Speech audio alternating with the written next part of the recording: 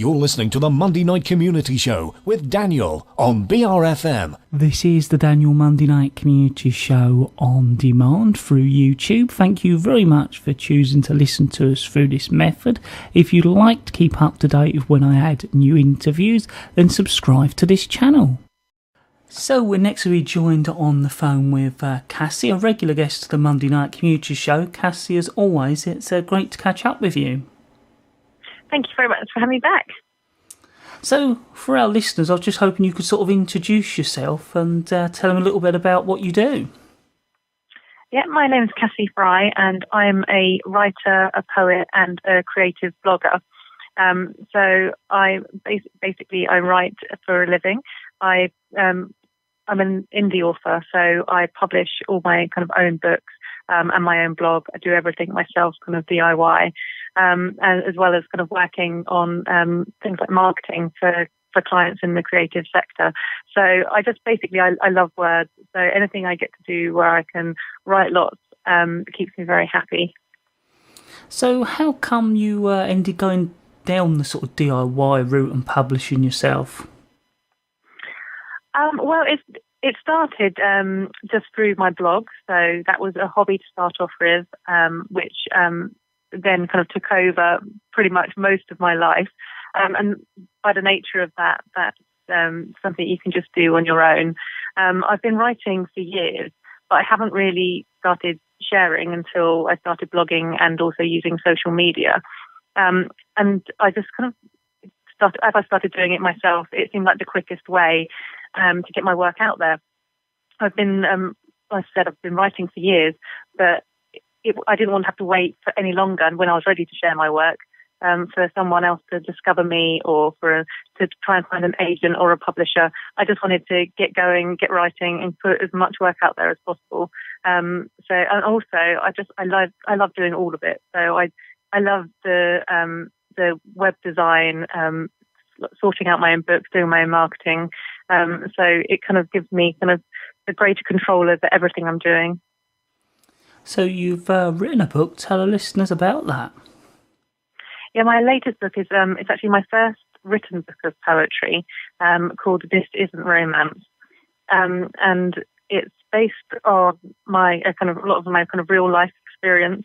I've been writing a memoir this year, and I found it kind of very hard to talk very openly and frankly about my own experiences. So I found I was writing more and more poetry about it instead. Is it slightly easier to hide behind metaphor?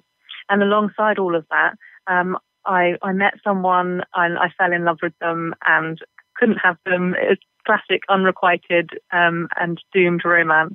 So I put everything into my poetry. I just wrote loads and wrote it all out. And as I shared them on the internet, lots of people liked them. People started getting in touch with me and telling me about their own heartbreak. It's something we all relate to. A lot of the big kind of love stories are kind of doomed romances. So I put them all together in a book. I had so many poems that it seemed like a project of its own. And the book is split into 3 sections. So there's the falling and the infatuation, and then there's the heartbreak and the anger, and then there's the kind of resolution and healing at the end. So hopefully there's something for everybody in there. It includes some of my kind of micro poems, which I post on social media, which can only be sometimes just a few words or a couple of lines, and also some of my longer works and spoken word, which I often share on SoundCloud. So it's a real kind of mix of my work, but it's a mixture of lots of feelings in there. So there's lots of very kind of sweet, uplifting things alongside lots of very kind of gritty, angry things. I try to kind of keep it all kind of clever and a bit cheeky as it goes, but also stuff that really, hopefully, will really kind of hit those heartstrings. So you didn't necessarily always envisage straight away writing a book. A lot of it was written for online, and you've now got enough content to make that book. Yeah, I share a lot of my content and work in progress online, and it kind of shapes where I go kind of from my projects creatively. I find that my projects tend to have a life of their own once they get going.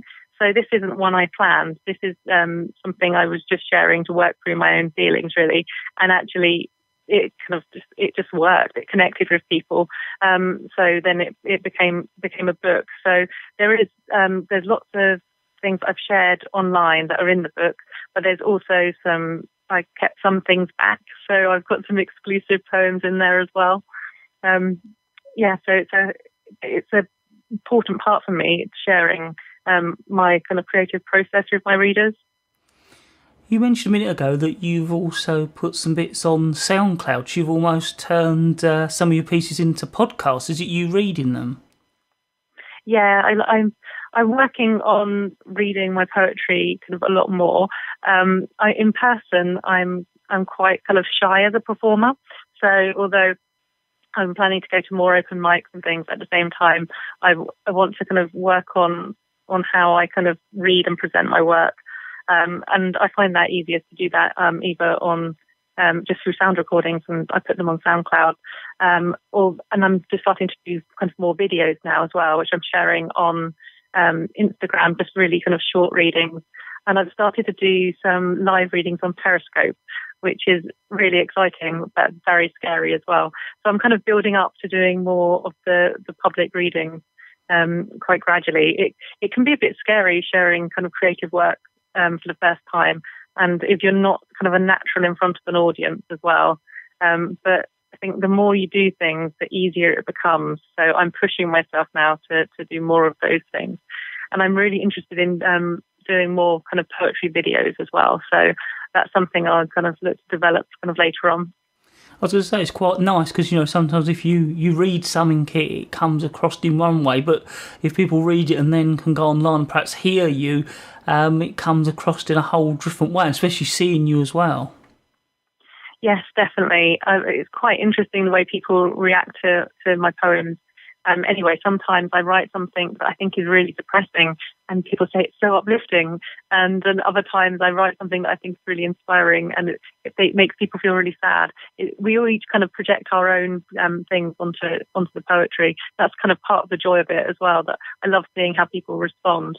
And some of the longer works as well, I think they're kind of written more for spoken word. So it's really important for me to read them to people and to have people hear them as well as see them on the page. So I think you also want to cover a bit about the crowdfunding. Yes, so I've done all the kind of the writing. I've put the book together. It's ready to be printed. The problem with doing everything yourself is that you don't have that same investment up front to get the work out there. So I've launched a crowdfunding campaign on Indiegogo to help get the book printed. I ran a Kickstarter campaign last year for my first book, which was 50 Shaded Poems, which was a book of blackout poetry, and that was really successful. So I thought I'd do that again. It's much easier the second time round as well, because knowing kind of how crowdfunding works, it's made it a lot easier. And I definitely recommend it to anyone who wants to get a project out there. Although it's kind of hard work doing all the marketing for it, it's a really good way of getting people to invest in your work and get something from it. So everyone who basically goes onto the Indiegogo and pledges to buy a book is basically pre-ordering a book. So I can then kind of have the money to order in bulk and then distribute them myself. So it's going really well. I'm almost halfway through my campaign now, so it's starting to pick up momentum. I was going to say, it's interesting to hear that you've had success with crowdfunding, because we do another feature on the community show called Let's Talk Business, and one of the things in that was crowdfunding, how people had found success from that. So it's good to hear someone who's a regular visitor to our show and someone who's worked locally is finding that works as well. Yeah, I think it's a really good way of funding your work and finding, particularly if you've got quite a niche or dedicated audience. So it's worked really well for me. I also have a Patreon page, which is a crowdfunding website, which is designed for kind of ongoing support.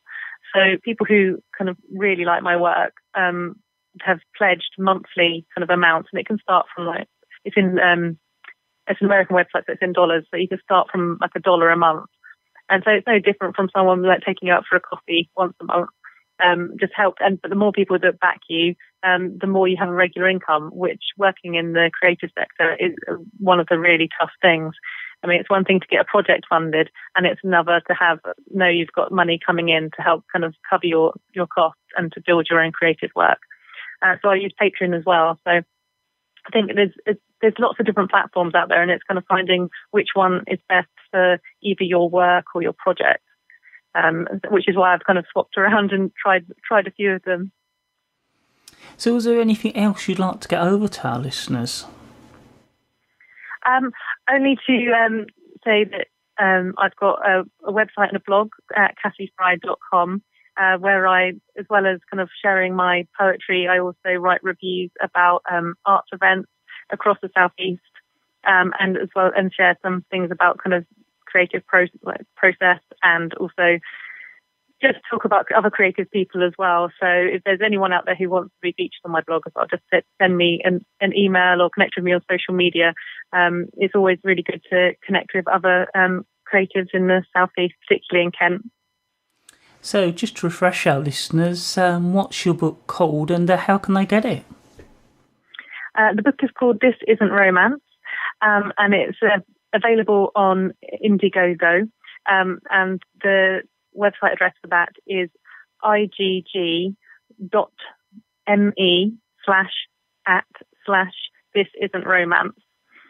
You can also find a link on my website, which is cassyfry.com, and also all over my social media, and I'm at Cassy Fry on Twitter and Instagram, and I'm on Facebook as well. Cassy, as always, thank you very much for catching up with us and letting us know what you're doing. Thank you very much. It's been great talking to you again.